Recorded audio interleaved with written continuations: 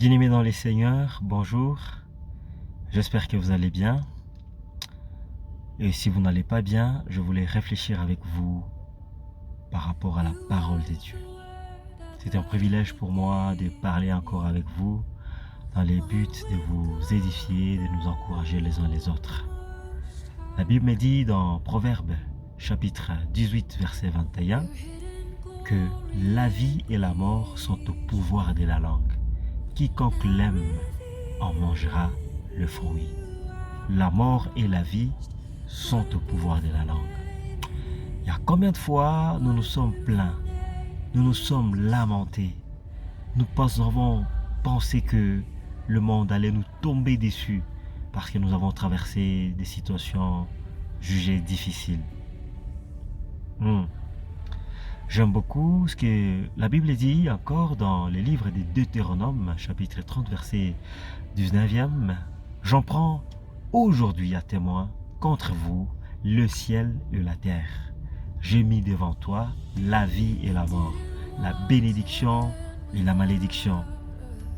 Choisis la vie afin que tu vives toi et ta postérité. Alors, qu'est-ce que signifie choisir la vie?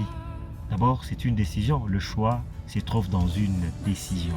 C'est lorsqu'on opère une décision qu'on peut dire qu'on a fait un choix. Lorsqu'on vous impose quelque chose, vous n'avez pas choisi. Ce n'est pas de votre gré que vous avez décidé ainsi. Mais la Bible nous dit que la vie et la mort sont au pouvoir de la langue.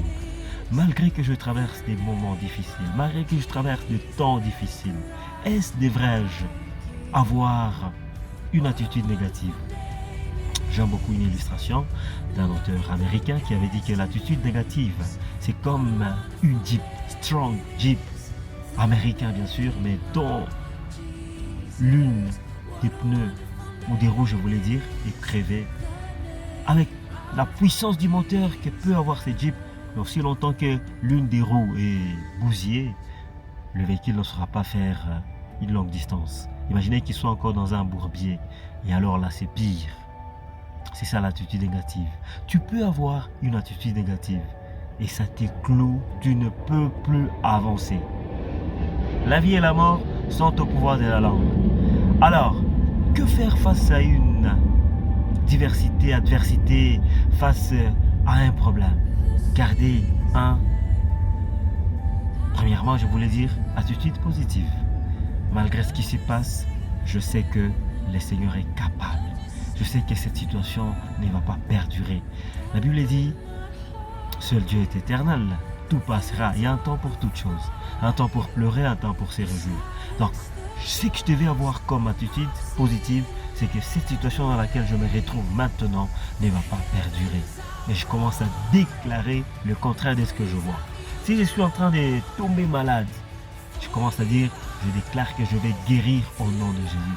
Si je suis dans la disette, je commence à dire, je sais que l'abondance me poursuit et va me rattraper. Si je suis dans une situation insécure, je sais que l'Éternel est mon berger, je ne manquerai de rien. La vie et la mort sont au pouvoir de la langue. Si tu confesses la vie, tu vivras. Si tu confesses la mort, tu mourras. La Bible nous dit encore que ce que craint le méchant, c'est ce qui lui arrive. Mais les désirs du juste sont une prière. Tu peux être là avec ton attitude positive. Tu désires quelque chose. Je te dis que ça c'est déjà une prière. Le Seigneur va cocher. Il va te donner la victoire. Mais si tu es méchant, tu n'as pas choisi la vie. La vie qui est Christ. Sache que ce que tu crains, c'est ce qui va t'arriver. Que le Seigneur t'aide à comprendre cette parole, cette vérité. Car il est écrit, l'homme ne pourra récolter que ce qu'il sème. Tu sèmes l'injustice, tu vas récolter l'injustice. Tu sèmes la vie, tu vas récolter la vie. Tu sèmes la mort, tu vas récolter la mort.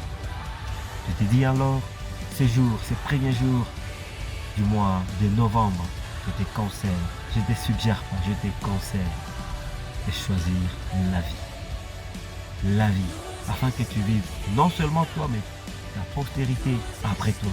La Bible dit, je n'ai jamais vu le juste abandonné, ni sa progéniture devenir mendiant de son pain. Alors, je voulais t'encourager pour te dire, choisis la vie, afin que tu vives. Car le Seigneur, il désire te faire du bien. Des fois, à cause des tempêtes de la vie, à cause des problèmes de la vie, nous pouvons perdre espoir. Mais si nous perdons espoir, ne perdons pas l'espérance en Christ. Car les hommes de ce monde, ils disent, celui qui vit d'espoir meurt de faim. Nous, nous ne vivons pas par l'espoir, nous vivons par l'espérance en Christ. Que cette situation dans laquelle je suis, je sais que mon Rédempteur est vivant et il se lèvera certainement. Voilà, je voulais donc t'encourager au travers de ces quelques mots.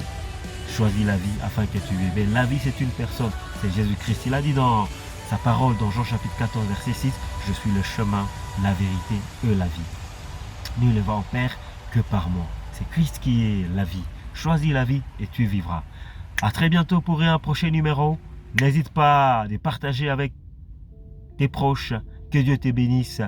Bon début du mois de novembre. À très bientôt. Bye bye.